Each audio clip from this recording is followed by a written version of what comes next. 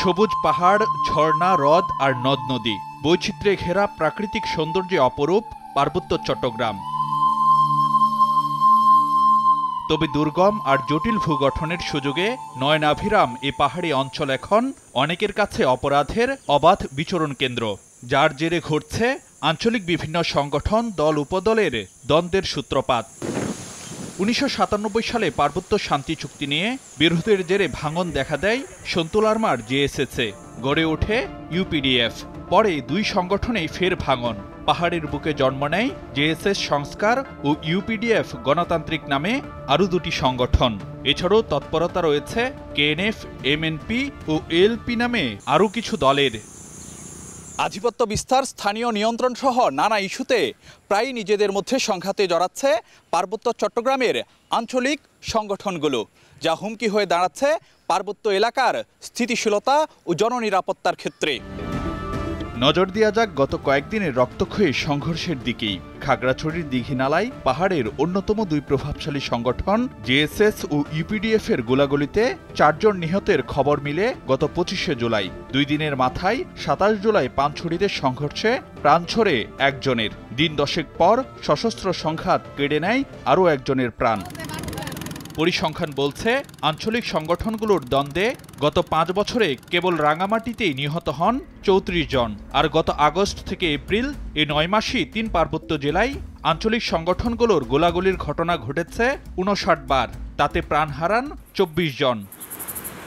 শুধু তাই নয়, প্রতিপক্ষ সংগঠনে যুক্ত থাকতে পারেন কখনো কখনো এমন সন্দেহেও নিশানা করা হচ্ছে অনেক পাহাড়িকে। এমনই এক ঘটনার কথা জানাচ্ছিলেন কিছুদিন আগে গুলিতে আহত পাহাড়ের এই বাসিন্দা।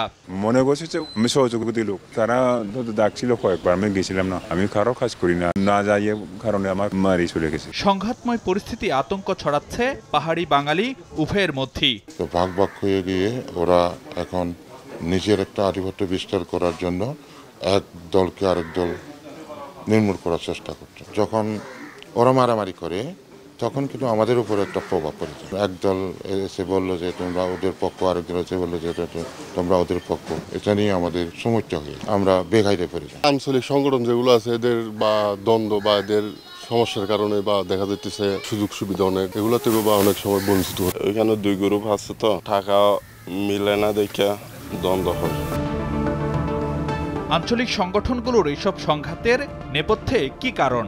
এসব নিয়ে সময় সংবাদের কথা হয় একটি সংগঠন ছেড়ে আসা কয়েকজন সদস্যের সঙ্গে। এরিয়া দখল, যে এক এরিয়াতে যাচ্ছে আর এরিয়াতে আপনি কেন যাবেন আমার এরিয়াতে, এটা নিয়ে বেশিরভাগই তাদের সংঘাতটা।